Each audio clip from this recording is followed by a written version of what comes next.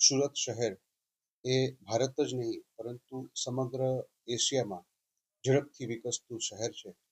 એ અનુસંધાને ઘણી વખત આ વિકાસના પાછળ ઘણા અસામાજિક તત્વો ખોટી રીતે આર્થિક લાભ મેળવવાના હેતુથી અમુક ખરેખર જેન્યુઅન ફરિયાદીઓ સાથે છેતરપિંડી વિશ્વાસઘાત કરી અને ઘણા પ્રકારના ગુના આચરતા હોય છે.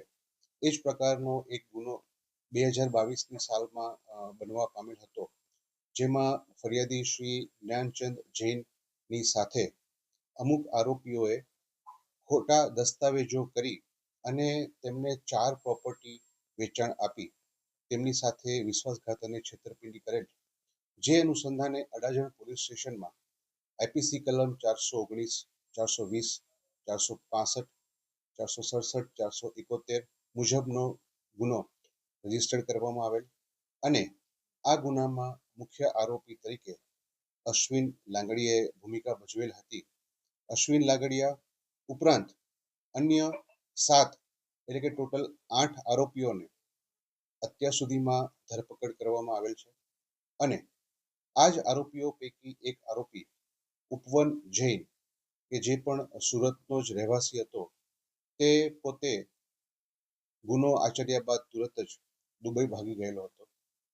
આ ગુનામાં આરોપીઓએ ખોટા ડ્રાઇવિંગ લાયસન્સ, આધાર કાર્ડ, ચોરીના સ્ટેમ્પ અને પાન કાર્ડનો ઉપયોગ કરી ફરિયાદીને અલગ અલગ સુરતમાં 4 જગ્યાની પ્રોપર્ટીનું વેચાણ કરી કુલ 3 કરોડ ઉપરાંતની રકમનો વિશ્વાસઘાત છેતરપિંડી કરેલ.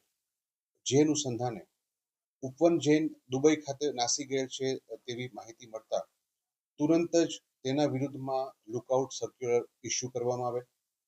ત્યારબાદ પ્રત્યાર્પણ સંધિ અનુસંધાને માનનીય police commissioner Shri, joint commissioner Shri, નાયબ પોલીસ કમિશનર શ્રીની સૂચના અને માર્ગદર્શન મુજબ આરોપીની કસ્ટડી મેળવવા માટેના તમામ કાર્યવાહી કરવામાં આવેલ અને એ કાર્યવાહીના ભાગરૂપે આરોપીની કસ્ટડી પ્રત્યાર્પણ સંધિ દ્વારા અમદાવાદ ઇન્ટરનેશનલ એરપોર્ટ પરથી અમોને મળતા આરોપીની ધરપકડ કરવામાં આવેલ છે.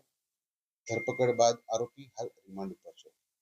તેમજ આ ગુનાના કામે જે અલગ અલગ એકાઉન્ટો ખોલવામાં આવેલ છે, તેમાંથી જે પૈસા ઉપાડવામાં આવેલ છે, એ તમામ બાબતોની તપાસ હાલ ચાલુ છે. કેટલા રૂપિયાની આંકડા છે? ટોટલ 3 કરોડ અને 66 લાખ રૂપિયાની આ સમગ્ર વિશ્વાસઘાત અને છેતરપિંડીનો બનાવ બનવા પામેલ છે. આરોપીની હજી પૂછપરછ જસ્ટ કસ્ટડીને કારણે અમારી શરૂ છે અને આ બાબતે વિશેષ માહિતી મળ્યાથી આપને અવગત કરવામાં આવશે. સરકારી સ્ટેમ્પ ચોરીનો જે સ્ટેમ્પ હતો અને એ ચોરીનો સ્ટેમ્પ મેળવી અને આ ગુનામાં ઉપયોગ